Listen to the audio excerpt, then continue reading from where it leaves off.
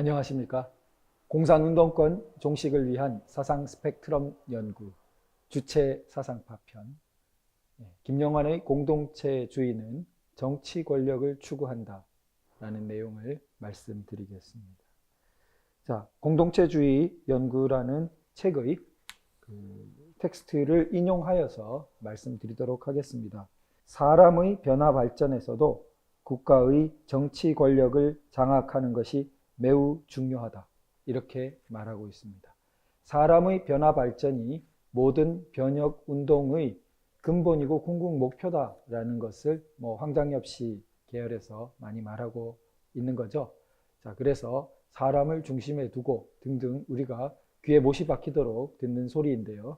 그 사람의 변화 발전을 많이 말하니까 다른 사람들이 정치 운동이 아니라 정신 수양 운동, 이웃 돕기 운동, 기타 사회 운동에 가깝지 않냐, 이렇게 이제 반문을 제기하는 것으로 설정을 하고 거기에 대한 답을 하는 식으로 김영환 씨 본인의 입장을 밝힙니다. 그러면서 사람의 변화 발전에서 국가의 정치 권력을 장악하는 것이 매우 중요하다, 이렇게 선언을 합니다. 보다 보충 설명을 하는 대목을 살펴보겠습니다. 사람과 사회의 근본적인 변화 발전을 추구하는 사람들이 정권을 잡는다고 가정한다면 대중에게 매우 강한 정신적 충격을 주어 신정권을 지지하거나 정권 수립에 기여한 대중은 말할 것도 없고 사회 전체적으로 충격을 준다는 이야기입니다. 계속 보시면 혹은 투표 혹은 기타 신정부 수립 과정에서 반대했던 사람들도 마찬가지로 크게 새로운 마음가짐으로 사회 정치 생활에 임하게 된다. 섬뜩한 말이에요. 그러니까 그 정권 창출에 지지했던 사람만이 아니고 투표나 기타 방법으로 반대했던 사람들도 자신들의 반대에도 불구하고 사람과 사회의 근본적인 변화 발전을 추구하는 사람들, 대표적으로 누구죠? 김영환 씨 본인과 자기 주변에 있는 사람들이죠. 이 책 전체가 근본적인 변화 발전을 어떻게 계속 추구할 것이냐를 논하고 있는 것이거든요. 그런 사람들이 정치 권력을 획득해야 된다고 위에서 말하고 있고, 정치 권력을 획득하면 어떻게 돼요? 반대했던 사람들도 마음가짐을 새롭게 하게 된다, 이렇게 표현하고 있어요. 부드러운 말처럼 들리지만 아주 두렵고 떨리고 모골이 송연한 상황을 맞게 되는 것입니다. 그럼 결국 뭐죠? 알아서 기게 되는 것입니다. 속된 말로 표현하면. 즉 마음가짐을 새롭게 하게 된다. 저렇게 근본적인 변화 발전을 추구하는 사람들이 정권을 잡게 되면 내가 알아서 조심해야지, 함부로 행동하다가 어떻게 되겠냐. 그것부터가 벌써 사회에 사람의 어떤 변화를 추구하는 데 있어서 분수령을 이루는 어떤 계기를 이룬다고 보는 거죠. 그래서 정치 권력 획득이 중요하다 추구하는 것이 그렇게 보고 있고요. 115페이지에 가면 그 진보 운동이라고 하면서 자, 이런 소위 공동체를 추구하는 운동, 공산주의의 다름 아니라고 보입니다. 커뮤니티라고 말했지 그것이 결국 공산운동으로 옮겨도 전혀 부자연스럽지 않다는 것은 앞에서 살펴보았습니다.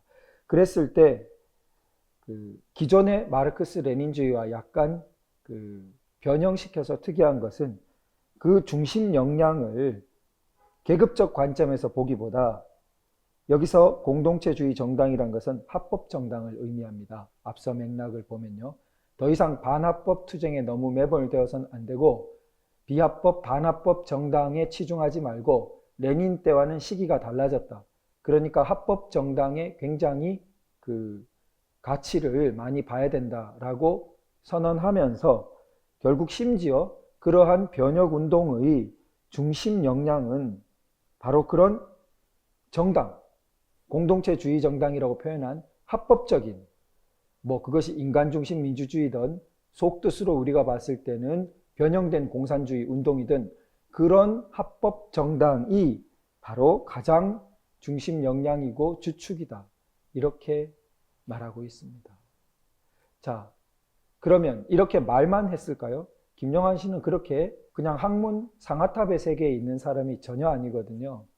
이렇게 말하는 것은 이런 방향으로 실천을 하면서 말하는 것입니다. 이 사람의 평생이 그런 식이죠. 절대 상아탑의 연구자와는 관계가 없는 삶입니다. 자, 그래서 이 중심 역량을 합법 정당이라고 했으면 합법 정당을 어떻게 만들고 어떻게 키워나가고 그런 부분이 있지 않겠습니까?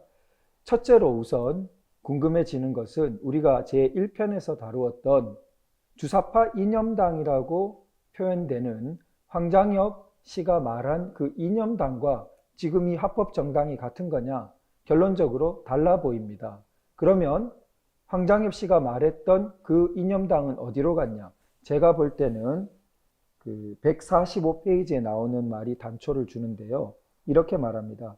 정당과 별도로 전위적, 전위적 역할을 하는 조직을 만들고 정당과 긴밀한 협조관계 속에서 발전시키는 방법도 적극적으로 연구해 보아야 한다. 해답이 나왔죠. 전위정당을 건설해야 된다고 황장엽 씨가 말했죠. 이념당은 전위정당이라고 그랬죠. 가장 충성스럽고 목숨을 버릴 태세가 돼 있는 사람으로 온갖 수식어가 들어간 그런 전위정당을 말했죠. 그것이 이념당이라고 했고요. 그건 김영환 씨가 뭐라고 하고 있습니까? 별도의 전위조직을 만들고 이렇게 말하고 있습니다. 그리고 긴밀한 협조관계를 갖는다. 말이 부드럽게 표현되어 있지만 사실은 뭐죠? 이 전위조직이 합법정당을 좌지우지하는 거죠. 그것이 공산주의 방식이죠. 표현만 완화되어 있고 부드럽게 포장되어 있다 뿐이지 본질을 들어가 보면 그게 아니고 뭡니까? 그럼 전위조직이라는 것이. 긴밀한 협조관계라는 것이 그러면 전위조직의 말을 합법정당이 들어도 되고 안 들어도 되고 그게 전위조직인가요? 전위조직의 뜻은 그런 게 아니죠. 영도조직이죠. 전위조직이란 것이. 가장 앞서 있는 사람들이고. 자, 그래서 이념당과의 관계는 그런 식으로 보이고 있고 그것은 합법적 영역, 공개적 영역이 아닌 것으로 다루고 있는 거죠. 별도의 전위조직 이렇게 말하면서요. 자, 그리고 이 합법정당에 대해서는 김영환 씨는 굉장히 노회한 부분이 있기 때문에 80년대 학생운동권 주사파 운동을 할 때에도 그런 평이 많았죠. 자, 여기서도 그 공동체주의 정당은 슬로건에 10% 내지 20%만 공동체주의 이념을 담아라 라고 그 페이지에서 말하고 있습니다. 심하죠? 30%, 40%도 아니고 극소수입니다. 10개 구호를 만들면 1개 혹은 2개만 공동체주의적인 것을 다루고 즉 자기들의 이념이 굉장히 많이 투영된 그런 부분은 10개 중에 한두 개만 다루고 나머지 8, 9개의 슬로건은 그냥 그때의 민주주의 과제에 해당되는 것을 다뤄라. 그렇게 말하고 있습니다. 바로 이런 태도가 주사파 정치 세력을 이 운동권 중에서 헤게모니를 갖기 쉽도록 만들고 많은 저변을 넓히게 만들었고 제가 딴 기회에도 말씀드렸습니다만 87년대에도 공산운동권 영향받은 사람들이 온갖 다른 과격한 구호와 노선을 할 때 정작 가장 위험한 주사파 세력은 직선쟁취를 내걸어서 실제로 관철시키고 우리 사회를 근본적으로 상당히 변화되는 그 이후 30년 변화되는 시간을 만드는 계기를 이루었죠. 거기에 큰 어떤 작용을 했죠. 자, 그런 부분이 있습니다. 그리고 정당 건설의 시기는 그것까지 밝혀뒀어요. 7년 내지 10년 걸리는 것이 최저라고 봐야 된다. 그리고 경우에 따라서는 13년, 15년 걸릴 것을 각오해야 된다. 자, 97년 정도의 이 글로 본다면은 15년으로 치면은 지금은 약 20년 정도가 흐른 뒤죠. 그러니까 박근혜 대통령 초기 정도가 이 사람들이 말한 15년 정도가 흐른 뒤입니다.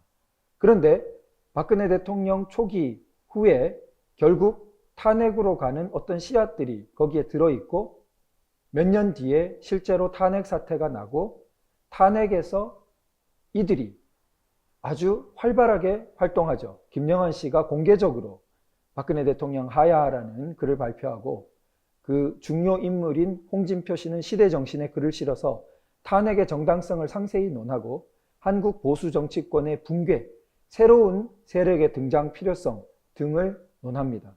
과연 이것이 우연히 탄핵 사태를 맞아서 그 세력이 발표한 것일까 의문을 가집니다.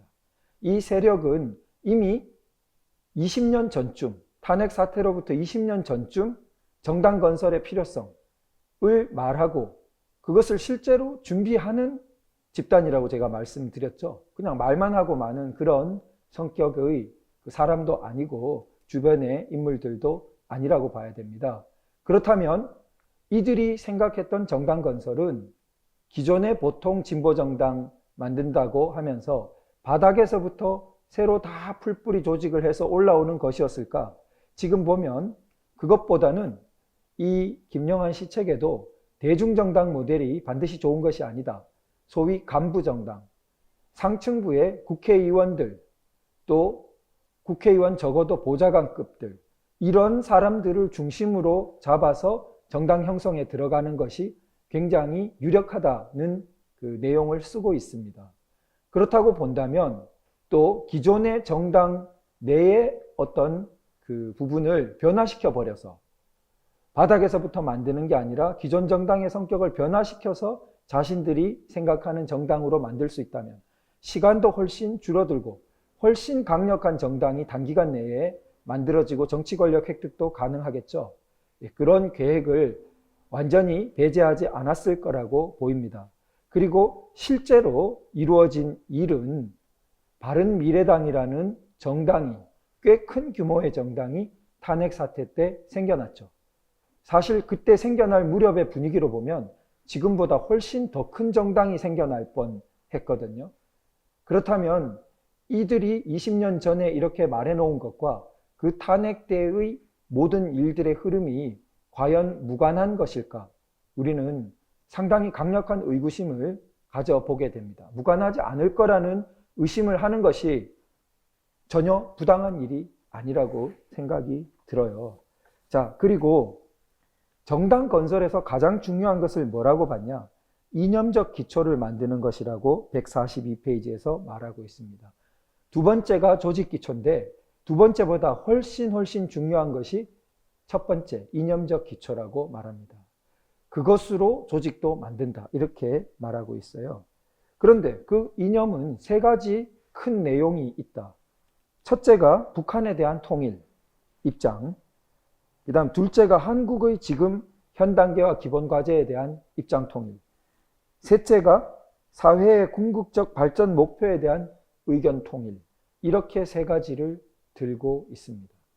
그러면 우리가 묻게 돼요.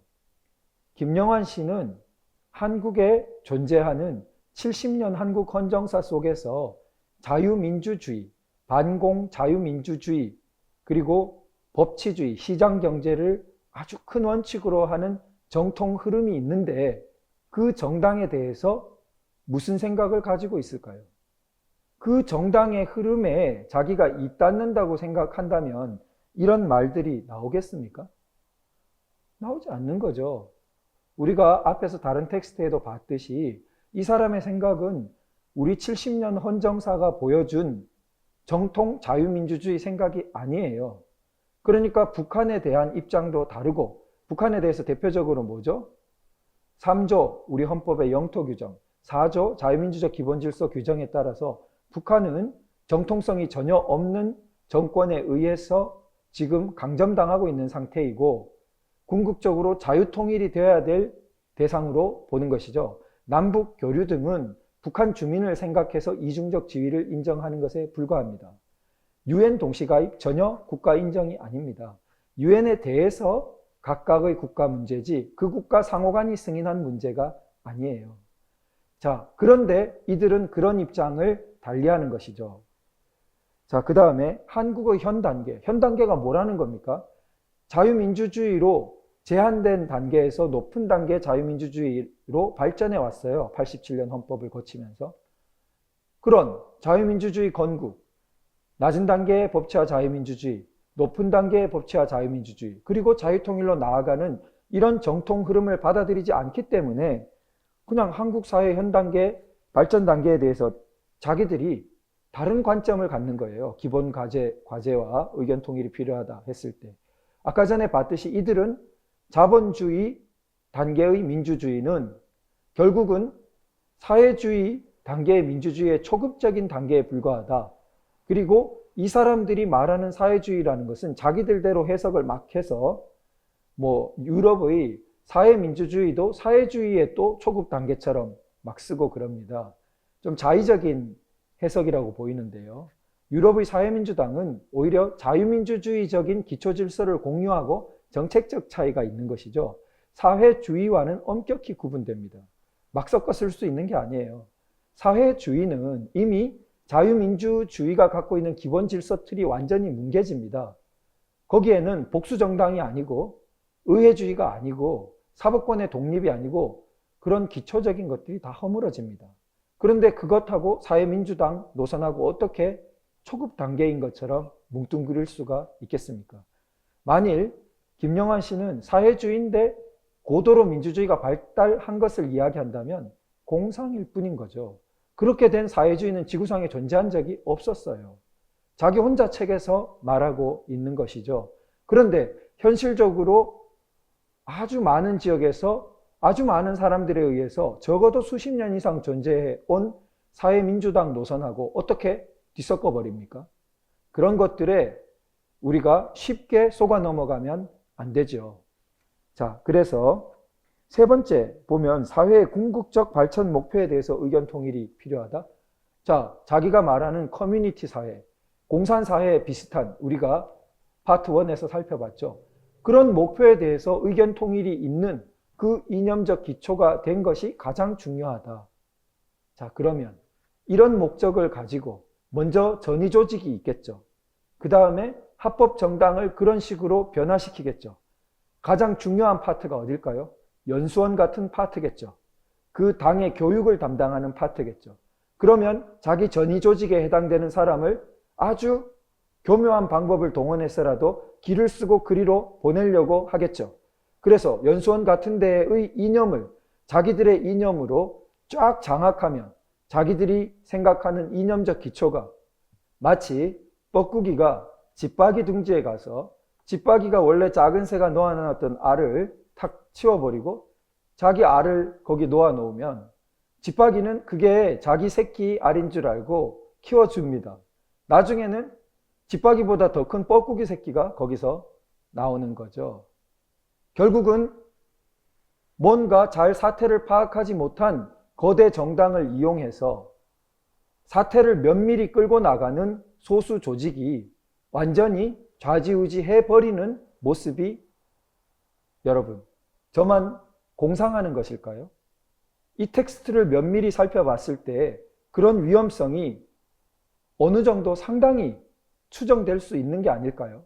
그리고 실제로 이 책 이후에 20년, 그리고 결정적으로 탄핵 사태 이후에 우리의 상황을 보았을 때 과연 저의 이런 의심이 그냥 한낱 기우이고 공상일 것일까요? 아니면 진지하게 우리가 고민해 보아야 할 그런 내용일까요? 자, 그래서 이 텍스트를 보면 143페이지에 정당의 이념으로 뭘 내세우라고 하냐면 공동체주의와 인본주의를 내세우라고 합니다. 이념으로. 이 말이 또 굉장히 노회한 말입니다. 자, 공산주의라 하지 않고 공동체주의라고 말하는 것 자체가 아주 능숙한 정치적 스킬을 보여주는 것입니다. 내용을 뜯어보면 공산주의, 공산사회 모습에 굉장히 가까운데 그 말을 공산사회라 하지 않고 공동체사회, 공산주의라 하지 않고 공동체주의. 얼마나 듣기 좋습니까? 얼마나 거부감이 없고 편안하게 들리고 파고들기 좋습니까? 그게 소위 전략적인 의미의 정치적이라는 면에서는 아주 스킬이 뛰어나죠. 왜 그런 말의 차이가 생길까요? 공산주의는 번역어에 불과합니다. 그런데 공동체란 말은 뭐예요? 훨씬 우리 옛날 어감에 닿아 있습니다. 마을 공동체와 같은. 우리 원래 옛날에 대동사회 이런 것이 그 동양의 이상의 그런 것에 가까웠죠. 자, 그리고 인본주의, 이 또한 얼마나 파고들기 좋은 말입니까? 그래서 북한이 사람 중심을 내세우면서 저 감옥사회를 만들 수 있었던 거고요. 동양은 전통적으로 서양과 달리 절대신 이런 사상이 자리 잡은 곳이라기보다 어떻습니까? 중국도 그렇고 인본주의적인 게 많습니다. 그러니까 공동체, 인본주의 모두 수천 년 역사를 가진 파고들기 좋은 정서적 토대를 갖고 있는 말들입니다. 그런 말들을 파고들고 방향을 파고든다는 것이 공산 계열의 운동을 하는 사람으로서는 아주 능숙한 스킬인 거죠. 자, 그걸 내세우라 이렇게 되어 있었고요. 그리고 127페이지에 가면 이 속내가 나오는 충격적인 표현인데요. 통일은 1국가 1권력 2체제 2정부 형태의 연방제로 가는 것이 거의 불가피하다. 이렇게 말하고 있습니다. 자, 2체제는 많이 말하죠. 1국가 2체제, 1국양제라고도 하고. 그런데 1권력이라는 표현을 못 박아둡니다. 왜 그럴까요? 자, 여기 상세한 설명을 보면 북한과 체제를 합칠 수 없다. 너무 격차가 나고 엉망이 된다. 그러니까 헌법도 상위의 연방헌법 아래 별도의 헌법을 두고 체제도 달리 가져가야 된다. 적어도 15년, 30년 동안 그렇게 가져가야 된다라고 말합니다. 그러나 주의할 점은 권력이 단일화돼야 된다. 조금 기이한 말이죠. 보통 이렇게 체제가 다르면 권력이 단일화되기 어려워요. 권력이 단일화되면 결국 홍콩에서 보듯이 그 우월한 쪽으로 일국 이제라는 것이 별 의미가 없게 딸려가는 그런 갈등 사태가 벌어지게 됩니다. 자, 그런데 이 사람은 일권력으로 이 상이한 체제를 통치한다는 거예요. 근데 고개가 갸우뚱해질 때 누가 할 수 있을까요? 바로 김영한 씨 같은 사람이 하기가 제일 쉽겠죠. 자신이 그렇게 말하지는 않지만, 자, 보십시오.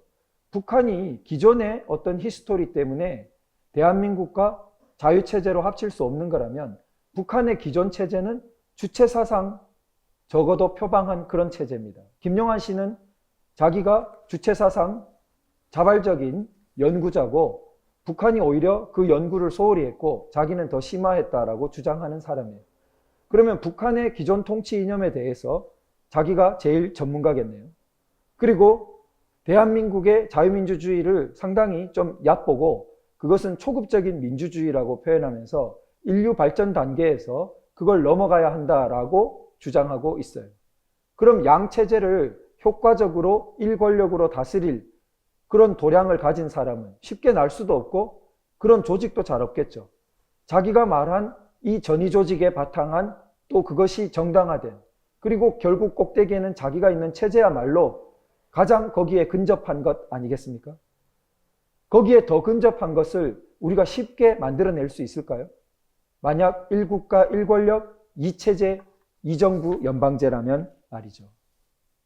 그래서 말은 하지 않지만 교묘하게 이 김영한 씨가 어떤 지점을 가리키는가를 우리는 좀 합리적으로 추론해 볼 수 있다고 생각됩니다. 그런 면에서 정치 권력을 추구하고 있다는 거예요. 자, 이게 보통 일이 아닌 거죠. 우리 대한민국은 근본적으로 분단 체제로 인해서 불안정한 체제 대립을 70년간 가져왔고 지금 많은 분들이 보듯이 이 3년간 얼마나 불안정한 상태를 가져가고 있습니까? 이런 불안정성의 심화 속에서 여러 가지 급변과 격변과 혼란이 있을 수 있고 그때에 명확한 플랜으로 통일된 그러한 똘똘 뭉친 어떤 소수 집단이 있다면 비조직화된 거대한 어떤 다수의 사람들을 능히 압도한다는 것이 역사가 보여준 예입니다. 그런 면에서 우리가 긴장하지 않을 수 없어요. 그리고 이 책에서 이승만 대통령을 평가하는 부분을 살펴보겠습니다. 이승만 정권은 정권 그 자체에 전근대적 요소가 매우 강했으며 이승만 정권 때문에 우리나라의 민주 발전과 근대화는 지연되고 왜곡되었다. 그 때문에 깡패와 관료들을 비롯한 온갖 전근대적 세력들에 짓눌려 민중의 삶은 도탄에 빠졌으며 경제 발전도 제대로 이루어지지 않았다. 어디 북한에서 온 교재 같죠? 이게 실제로 이 책 70페이지에 나와 있습니다. 김영환 씨는 공개적으로 여기에 대해서 답해야 될 것입니다. 자, 지금 이승만 대통령이 자유민주 헌법을 기초하지 않았더라면 대한민국에 번영이 있었겠습니까? 박정희 대통령도 나올 수 없습니다. 그런데 그런 사실을 무시해요. 박정희 대통령은 이것보단 조금 낮게 평가합니다. 아마도 자신은 근대화라는 김영환 씨는 명분을 달지만 보다 그 강한 드라이브하는 그런 통치 스타일에 대해서 김영환 씨가 생각하는 것과 통하는 면이 있는 것이 아닌가 의심을 해보게 됩니다. 그래서 자유민주주의에 대해서 이해를 많이 가졌다면 이승만 대통령이 당시 동아시아에서 얼마나 자유민주주의에 대해서 예외적으로 식견이 높았던지, 그리고 건국기념사를 읽어보면 지금 봐도 자유민주주의에 대한 이해가 심오하다 싶은 민주정체의 요소는 개인의 근본적 자유를 보호하는 것이라고 했습니다. 흔히 다수결, 이분이 김영환 씨가 실제로 민주정치를 마치 다수결인 것처럼 말했죠. 그런 평면적인 인식과 얼마나 다릅니까? 말은 우리가 민주주의라고 하지만 그 근본 요소는 뭐라고요? 개인의 근본적 자유를 보호하기 위해 있는 것이라고 했고, 일제도 그것을 깨뜨렸기 때문에 우리가 거기에 대항해 싸운 것이라고 건국기념사에서 밝히고 있습니다. 그리고 동아시아 다 공산화되던 그때 이 선구적인 지도자가 한미동맹 등을 통해서 한국전쟁에서 수호하고 그 뒤 우리나라가 자유민주주의 70년 발전할 수 있는 기틀을 놓은 거죠. 그런데 또 그가 고등교육을 강조해서 사실은 자기가 물러나는 그 씨앗을 모르지도 않았겠지만 다 뿌렸습니다. 그런데 이 평가가 무슨 말입니까? 자, 그리고 박정희 대통령에 대해서 보죠. 71페이지인데요. 박정희 정권은 정권 후반기로 들어가면서 점점 오만해지고 무능력해지고 무사 안일주의에 빠지면서 대중의식 발전과 시대 발전에 적합한 정치제도와 정치 방법을 만들어내고 발전시키는데 실패하면서 정치적, 민주적 발전을 저해하였다. 경제 발전, 근대화 조금 인정하고 이제 이렇게 마무리하고 있어요. 이렇기 때문에 김영환 씨와 그 주변에서 한국 보수 정치권은 사실상 이념다운 이념도 없이 몇십 년을 보내왔다라는 자기들식의 평가를 내는 것입니다. 그리고 자기들이야말로 보수를 대변하고 자기들이야말로 대한민국을 새로 이끌어 갈 사람들이라고 말해왔던 것이죠. 얼마나 오만한 것입니까? 자, 그러면서 박 정권이 마지막에 제도적으로 뭔가 변했어야 되는데 이 말이 이제 와서 좀 선명해졌습니다. 그것은 내각제라고 보입니다. 이들은 실제로 바른미래당 내각제 추진 세력이었죠. 자, 탄핵에 이르러서 제도적인 변화가 필요하다. 그러면서 박근혜 대통령을 아주 많은 마녀사냥식의 걸 덮씌우면서 한편으로 그걸 박근혜 대통령이 전근대적이라고 막 몰기도 하고 또 한편으로는 대통령제가 근본적 결함이 있는 것처럼 몰았습니다. 그런데 대통령제에서는 내각제만큼 한 정당이 장기적으로 집권하거나 특히 한 수상이 집권하는 경우가 어렵습니다. 한 사람은 불가능하고 정당도 내각제보다 더 어려워요. 그런데 흔히 내각제를 하는 일본만 해도 보면 독일만 해도 꽤 긴 20년 이상 가는 장기 집권들을 하죠. 내각제에서. 어느 정도 연합을 바꿔가면서. 결국 김영환 씨가 말하는 이런 이념을 추구하는 데서는 자기들의 중심 세력이 장기적으로 집권할 수 있는 어떤 제도적인 틀이 필요하죠. 그게 대통령제가 유리할까요? 내각제가 유리할까요? 이 책 자체에는 대통령제, 내각제 이야기가 저는 아직 못 찾았습니다. 그러나 20년 세월이 지나 탄핵 사태 지나서 맞추어 보니 퍼즐이 맞추어지는 것 같습니다. 이들은 대통령제보다는 내각제가 유리하다는 것을 생각할 수 있었을 것 같아요. 박 대통령이 그런 제도적인 변화를 하면서 박 대통령 결국 20년도 못했거든요. 집권을. 내각제면 20년 얼마든지 하는 겁니다. 메르켈 보세요. 그런 부분을 여기서 지금 지적하고 있는 것이 아닌가 생각이 됩니다. 자, 151페이지 보면요. 국가보안법 폐지하자고 하거든요. 그걸 여기 밝히고 있어요. 국가보안법은 참으로 악법 중에 악법이요. 당장 없어져야 할 흉측한 괴물이라고 표현하고 있어요. 자, 자기들이 자유민주주의가 아닌 것을 알고 있습니다. 그래서 사실은 자유민주주의적인 이념을 제대로 세우면 이 사람들은 상당히 입지가 좁아질 수밖에 없지요. 그런데 지금 그 국가보안법의 토대가 되는 3조, 4조를 개헌하고 싶어하고 그리고 국가보안법은 폐지하고 싶어하는 것이 이들의 입장입니다. 그리고 235페이지에 가면 홍콩에 대해서 말하고 있어요. 이게 홍콩 반환 때입니다. 그러면서 홍콩 반환을 제국주의가 악의 상징이었던 제국주의가 몰락하는 것으로 보면서 회한과 감격의 눈물을 흘리고 싶다 이렇게 말하고 이 나쁜 제국주의야 잘 가라 라고 힘껏 고함도 지르고 싶었다. 640만 홍콩 인민을 비롯한 12억 중국 인민에게 진심으로 축하의 인사를 보낸다. 누구나 20년 전의 글을 가지고 조목조목 막 비판한다면 가혹한 일입니다. 그때 당시 지금 홍콩 사태를 김영한 씨가 내다보지 못했다라고 비판하는 것은 가혹한 일일 수 있습니다. 그러나 오늘날 적어도 홍콩에서 일어난 일을 보면 이 말이 좀 그렇게 깊은 식견은 아니었다라는 것은 우리가 생각해 볼 수 있겠죠. 혹은 자유화의 방향을 생각한 것은 아니구나, 김영한 씨가. 그걸 봐야 되겠죠. 또는 제가 봤을 때는 이게 큰 문제로 생각됩니다만 홍콩은 그냥 제국주의의 할양받은 도시, 그게 아닙니다.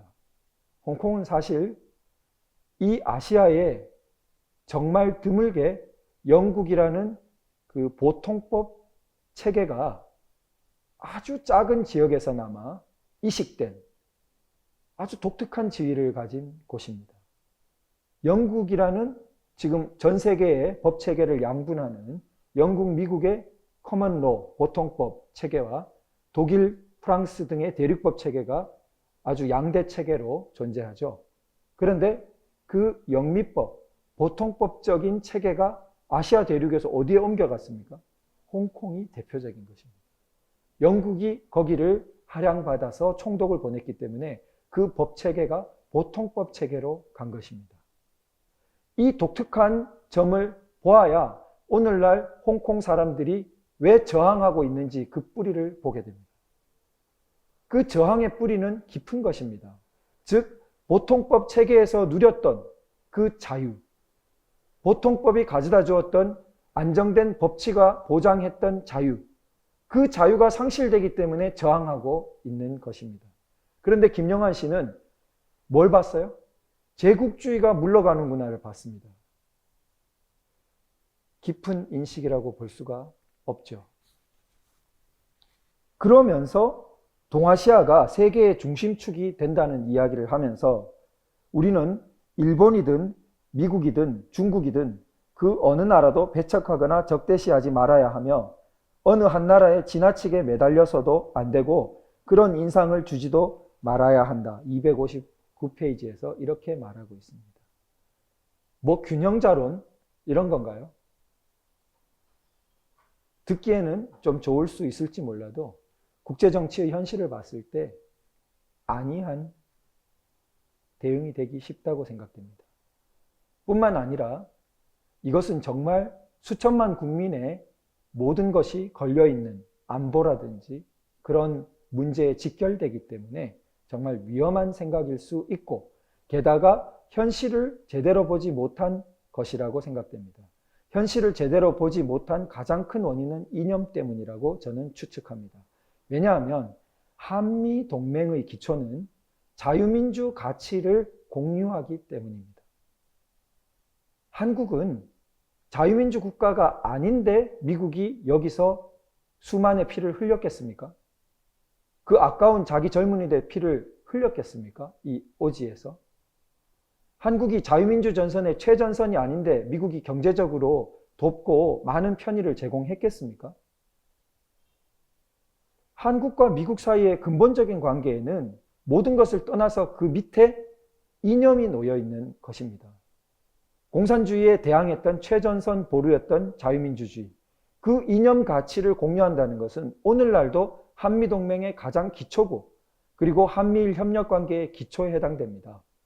그러한 가치 이념 공유를 김영한 씨는 하지 않기 때문에 그것이 잘 보이지 않을 수도 있겠죠. 혹은 보여도 회피할 수도 있겠죠. 다른 방향으로 가려고. 그러나 우리는 완전히 길을 달리합니다. 이런 부분이 김영한 씨의 텍스트를 통해서 확인해 본 내용입니다.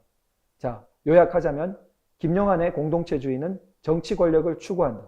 그리고 그 추구하는 모습과 결과는 참으로 위험하고 우리 모든 수천만 국민의 목숨과 모든 재산이 왔다 갔다 하는 면에서 심각한 우려를 하지 않을 수 없다.